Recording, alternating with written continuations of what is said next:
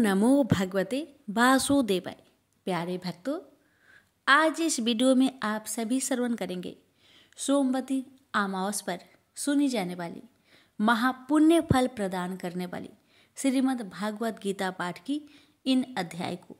भागवत गीता हिंदू धर्म का एक पवित्र ग्रंथ है जो आत्मज्ञान, कर्म और भक्ति का मार्ग दिखाता है। इसका अध्ययन और पाठ अमावस्या पर विशेष रूप से शुभ माना जाता है। गीता के इन अध्याय का श्रवण करने से अमावस्या के दिन मन को शांति और स्थिरता प्रदान करता है। अमावस्या जो कि अंधकार का प्रतीक है, गीता का ज्ञान प्राप्त कर इसे आध्यात्मिक प्रकाश में बदलने का समय है। इस दिन इन पाठ को श्रद्धा पूर्वक श्रवण करने से नकारात्मक ऊर्जा से मुक्ति मिलेगी, जीवन में संतुलन और सकारात्मकता का विकास होगा, पितरों की आत्मा की शांति और आशीर्वाद प्राप्ति होगी, कर्म, भक्ति और ज्ञान के मार्ग को समझने की क्षमता मिलेगी। इसलिए अमावस्या व्रत और गीता पाठ का आध्यात्मिक और पारिवारिक उन्नति के लिए अत्यंत शुभ और फलदायी माना जाता है। तो आइए भक्तों, बड़े ही श्रद्धा प्रसन्नचित मन से इन अध्याय का श्रवण करते हैं। हे श्री कृष्ण भगवान, जो भी भक्त श्रद्धा पूर्वक प्रसन्नचित मन से श्रीमद् भागवत गीता के इन अध्याय और कथाओं का पूरा श्रवण करता है, उस भक्त की हर मनोकामना को पूर्ण करे। प्रेम से बोलिए श्री कृष्ण भगवान की जय, विष्णु भगवान की जय। श्रीमद् भागवत गीता पाठ अध्याय 7 महात्म्य सहित। श्री कृष्ण भगवान बोले, हे पार्थ, जो मुझ में मन लगाकर मेरे में ही आश्रय लेकर योगा अभ्यास करते हुए मेरे स्वरूप का संचय रहित पूर्ण ज्ञान प्राप्त होगा, सो सुनो, विज्ञान के सहित वह पूर्ण ज्ञान में तुम्हें सुनाता हूँ, जिसके जानने से तुमको इस लोक में और कुछ जानना शेष न रहेगा। सहस्त्रों मनुष्य में से कोई एक सिद्धि प्राप्त के लिए यत्न करता है।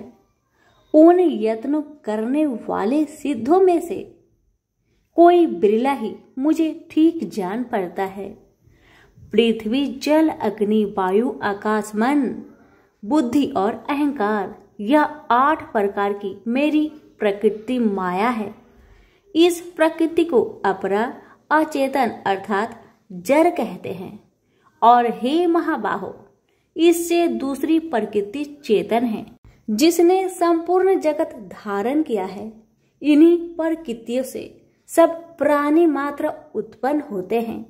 ऐसा जानो, यह प्रकृतियां हमसे ही उत्पन्न हुई है। इस तरह सब जगत की उत्पत्ति और प्रलय का कारण मैं ही हूँ। हे धनंजय, जिस प्रकार धागे में मणि पिराई जाती है, उसी भांति यह सब संसार मुझसे परे और कुछ भी नहीं। हे कुंती पुत्र, जल में रस में मैं ही हूँ, चंद्रमा और सूर्य में प्रकाश में मैं ही हूँ, सब वेदों का सार मैं ही हूँ, आकाश में शब्द तथा पुरुष में पौरुष मैं ही हूँ। हे अर्जुन, पृथ्वी में सुगंध तथा अग्नि में तेज रूप मैं ही हूँ, सब प्राणियों में जीवन और तपस्वियों का तप मैं ही हूँ। हे पार्थ, समस्त प्राणियों में सनातन बीज रूप मुझको ही जानना, बुद्धिमानों में बुद्धि स्वरूप और तेजस्वियों में तेज मैं ही हूँ।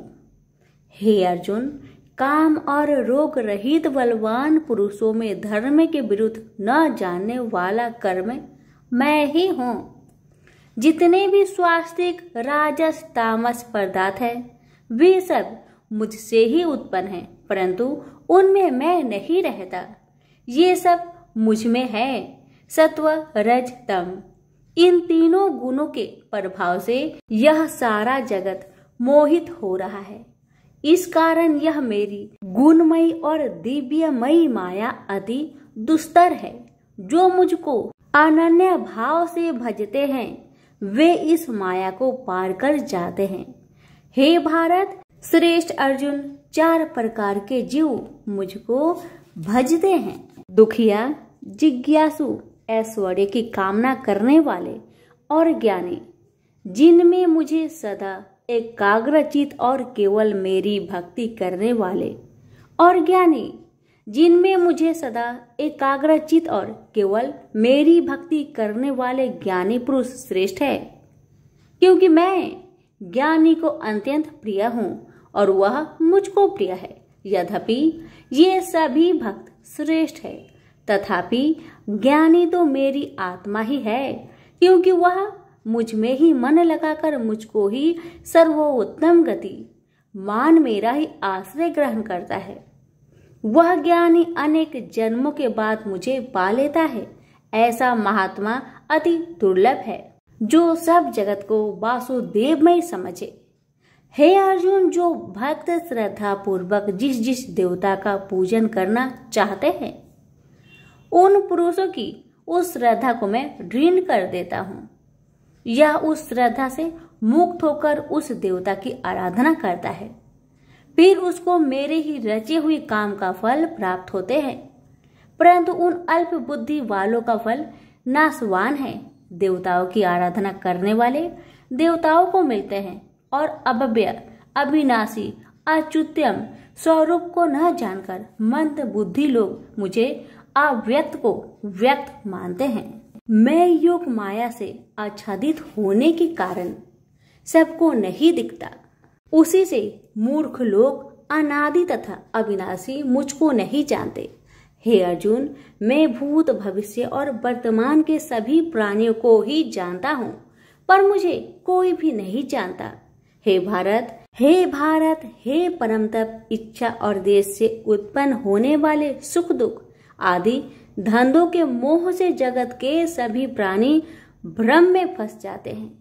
जिन पुण्य आत्माओं के पाप नष्ट हो गए हैं, वह पुरुष दृढ़ मोह से छूटकर दृढ़ निश्चय करके मेरी भक्ति करते हैं, जो आश्रय लेकर जीवन मरण से दूर करने के अर्थ प्रयत्न करते हैं।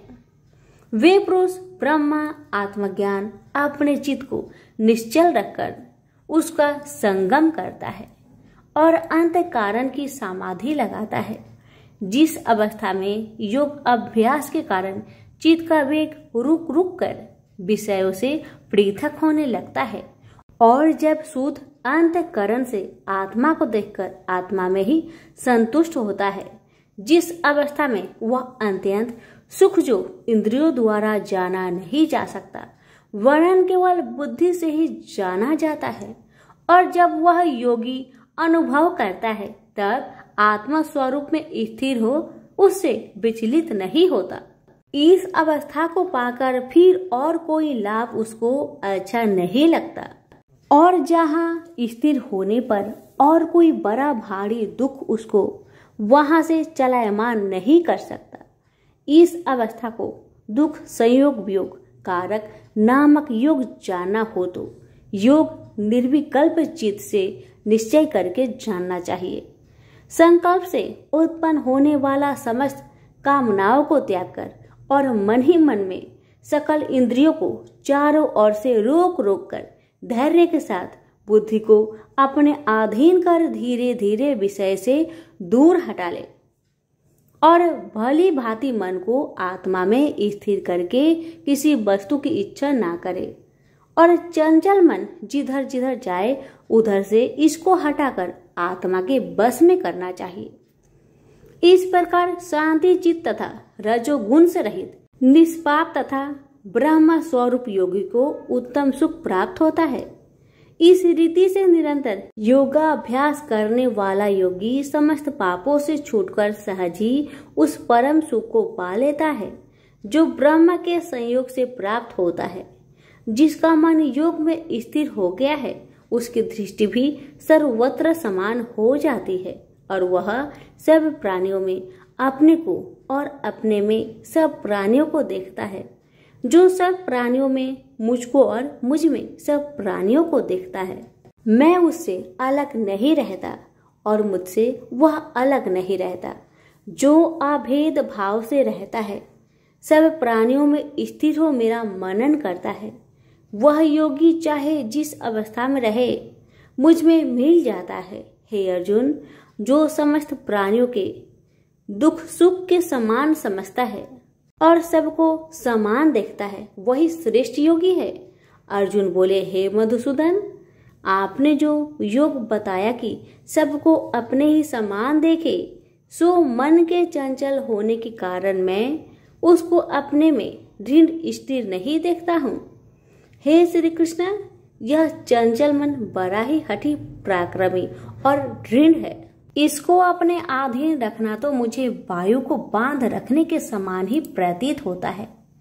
श्री कृष्ण भगवान ने कहा, हे महाबाहो, इसमें संदेह कि मन अति चंचल है, तो भी हे कुंती पुत्र, अभ्यास और वैराग्य से इसे बस में किया जा सकता है।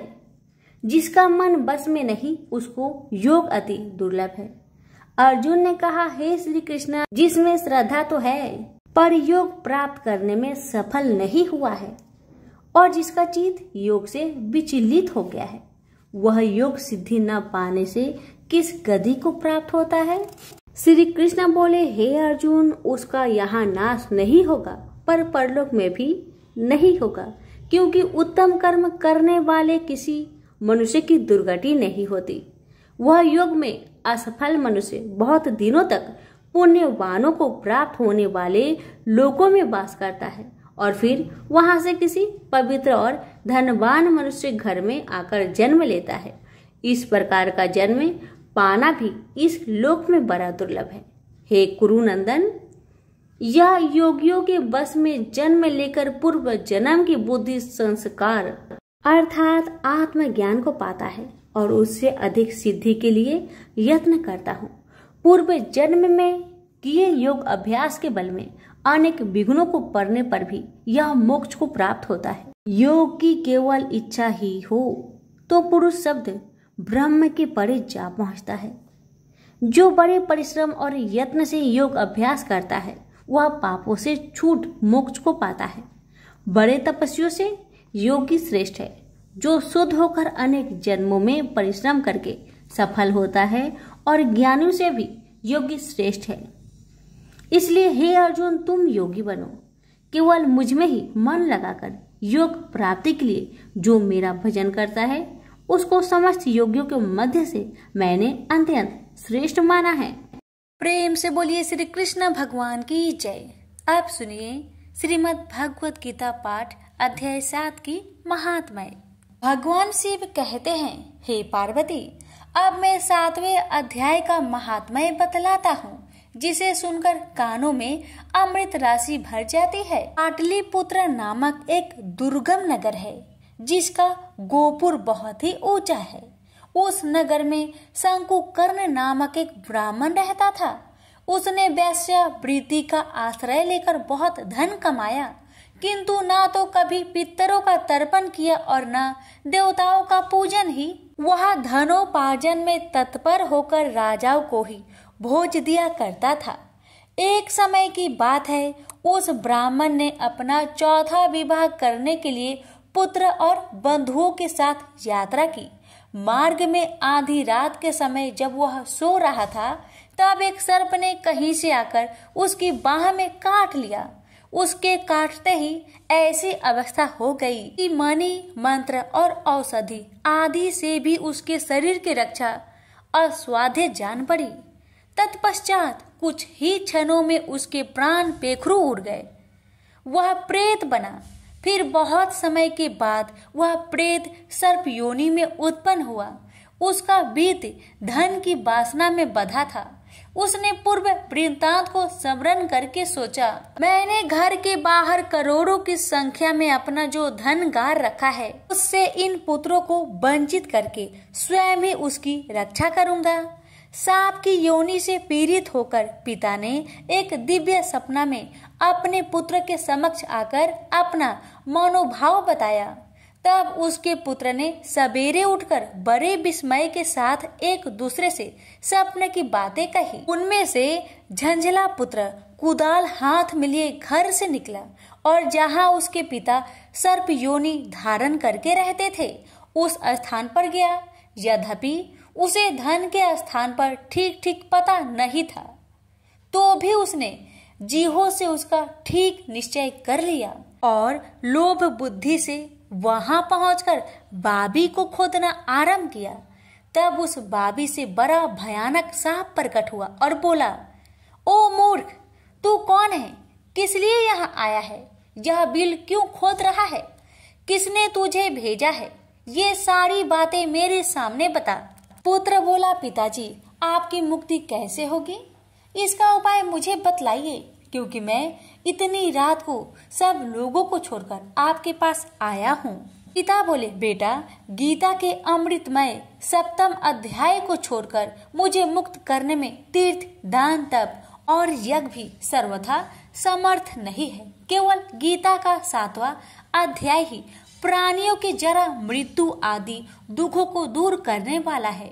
पुत्र, मेरे श्राद्ध के दिन गीता के 7वें अध्याय का पाठ करने वाले ब्राह्मण को श्रद्धा पूर्वक भोजन कराओ। इससे निसंदेह मेरी मुक्ति हो जाएगी। बस अपनी शक्ति के अनुसार पूर्ण श्रद्धा के साथ निर्वर्षी और वेद विद्या में प्रवीण अन्य प्राणी को भी भोजन कराना। सर्प योनि में पड़े हुए पिता के यह वचन सुनकर सभी पुत्र ने उनकी आज्ञा अनुसार तथा उससे भी अधिक किया।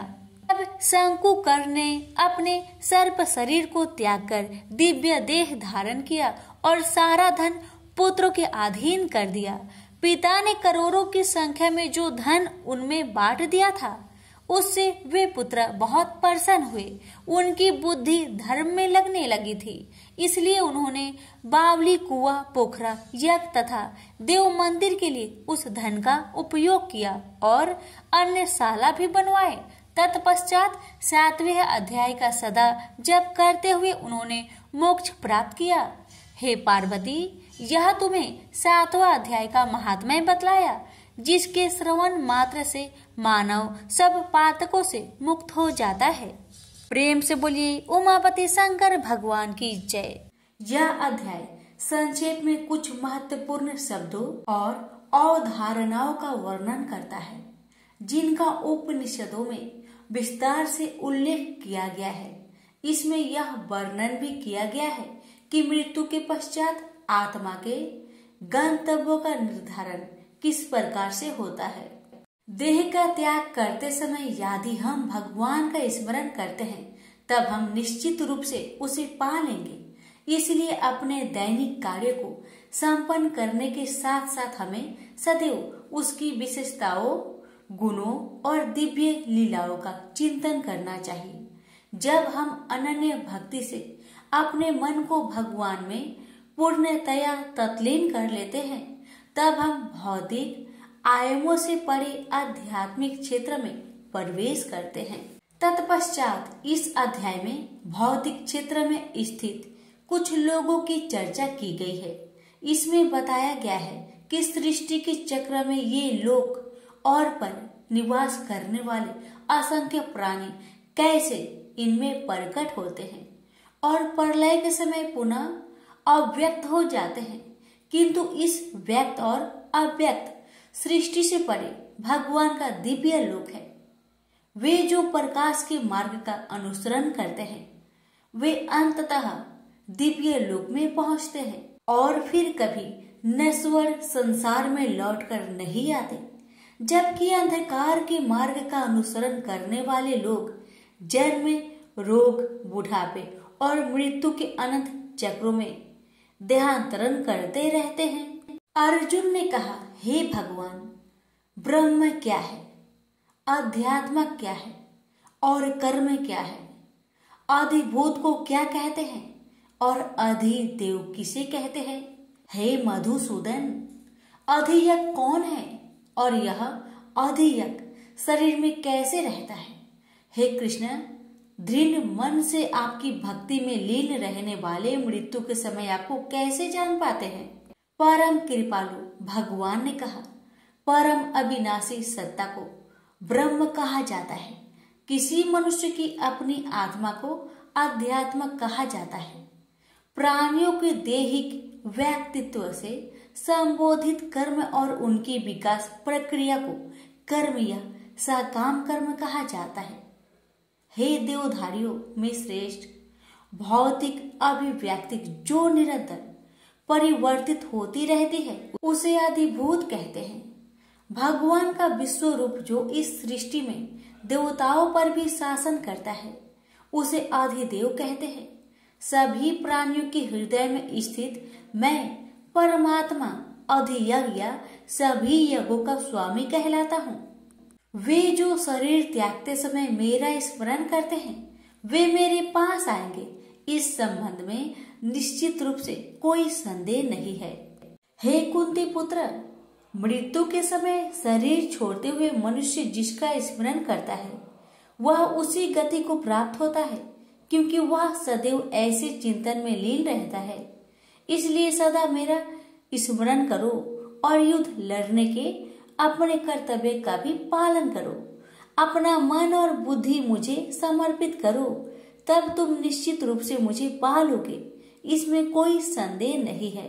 हे पार्थ, अभ्यास के साथ जब तुम अविचलित भाव से मन को मुझ पुरुषोत्तम भगवान के स्मरण में लीन करते हो तब तुम निश्चित रूप से मुझे पा लोगे।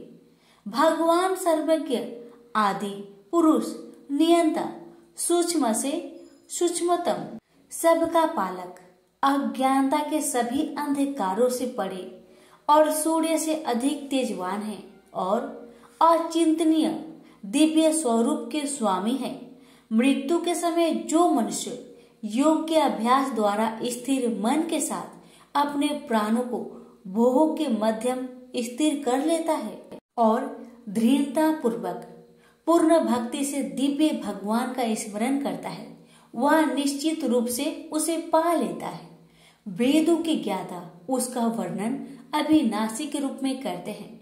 महान तपस्वी ब्रह्मचार्य व्रत का पालन करते हैं और उसमें स्थित होने के लिए सांसारिक सुखों का त्याग करते हैं।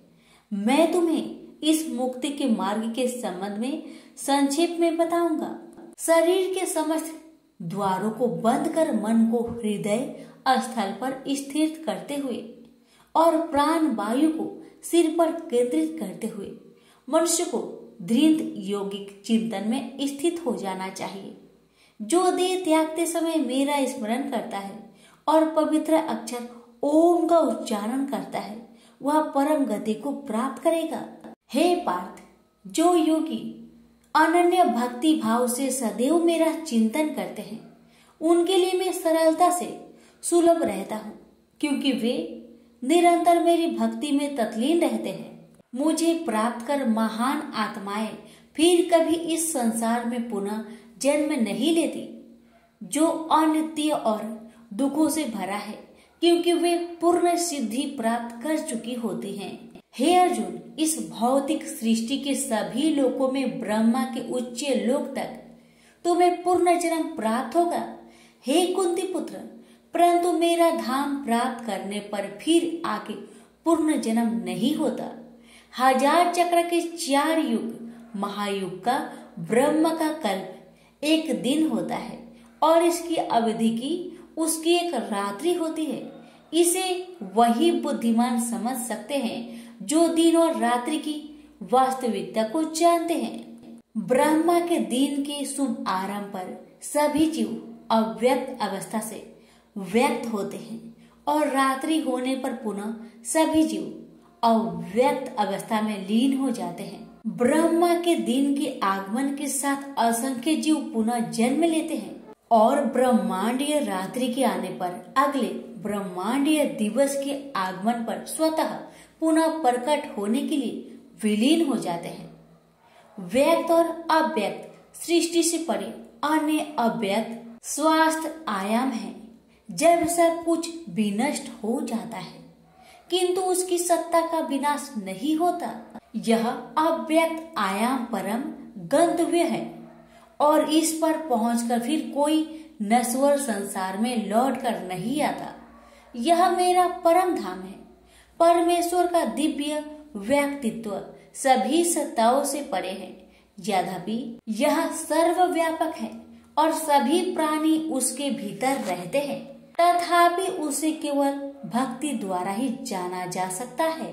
हे भरत श्रेष्ठ, अब मैं तुम्हें इस संसार से दूर विभिन्न भागों के संबंध में बताऊंगा। इनमें से एक मार्ग मुक्ति की ओर ले जाने वाला है और दूसरा पूर्ण जन्म की ओर ले जाता है। वे जो पर ब्रह्मा को जानते हैं और जो उन 6 मासों में जब सूर्य उत्तर दिशा में रहता है, चंद्रमा के शुक्ल पक्ष की रात्रि और दिन के शुभ लक्षण में देह त्याग करते हैं, वे परम गत व्यक्ति को प्राप्त करते हैं। वैदिक कर्म कांडों का प्लान करने वाले साधक चंद्रमा के कृष्ण पक्ष की रात्रि में धुएं के समय जब सूर्य दक्षिणायन में रहता है, 6 माह के भीतर मृत्यु को प्राप्त होते हैं। वे स्वर्ग लोक को प्राप्त करते हैं। स्वर्ग के सुख भोगने के पश्चात वे पुनः धरती पर लौट कर आते हैं। प्रकाश और अंधकार के ये दोनों पक्ष संसार में सदा विद्यमान रहते हैं। प्रकाश का मार्ग मुक्ति की ओर तथा अंधकार का मार्ग पूर्ण जन्म की ओर ले जाता है। ये पार्थ, जो योगी इन दोनों मार्ग का रहस्य जानते हैं, वे कभी मोहित नहीं होते, इसलिए वे सदैव योग में स्थिर रहते हैं। हे योगी, इस रहस्य को जान लेते हैं, वे विधि पैमान, तपस्या, यज्ञों के अनुष्ठान और दान से प्राप्त होने वाले फलों से परे और अधिक लाभ प्राप्त करते हैं। ऐसे योगियों को भगवान का परम धाम प्राप्त होता है। प्रेम से बोलिए श्री कृष्ण भगवान की जय। भगवान शिव कहते हैं, देवी अब 8वें अध्याय का महात्म्य सुनो। उसके सुनने से तुम्हें बड़ी प्रसन्नता होगी। लक्ष्मी जी के पूछने पर भगवान विष्णु ने उन्हें इस प्रकार 8वें अध्याय का महात्म्य बतलाया। दक्षिण में आमदर्कपुर नामक एक प्रसिद्ध नगर है। वहाँ भाव शर्मा नामक एक ब्राह्मण रहता था, जिसने वैश्या को पत्नी बनाकर रखा था। वह मांस खाता, मदिरा पीता, श्रेष्ठ पुरुषों का धन चुराता, पराई स्त्री से व्यभिचार करता और शिकार खेलने में दिलचस्पी रखता था। वह बड़े भयानक स्वभाव का था और मन में बड़े बड़े हौसले रखता था। एक दिन मदिरा पीने वालों का समाज जुटा था। उसमें भाव शर्मा ने भरपेट तारी पी, खूब गलित कर उसे चढ़ाया। अतः अजीर्ण से अत्यंत पीड़ित होकर वह परमात्मा कालवश मर गया और बहुत बड़ा तार का वृक्ष हुआ। उसकी घनी और ठंडी छाया का आश्रय लेकर ब्रह्म राक्षस भाव को प्राप्त हुआ। कोई पति पत्नी वहां रहा करते थे। उसके पूर्व जन्म की घटना इस प्रकार है। एक कुशीबल नामक ब्राह्मण था, जो वेदांग के तत्वों का ज्ञाता, संपूर्ण शास्त्रों के अर्थ का विशेषज्ञ और सदाचारी था। उसकी स्त्री का नाम कुमति था। वह बड़े खोटे विचार की थी।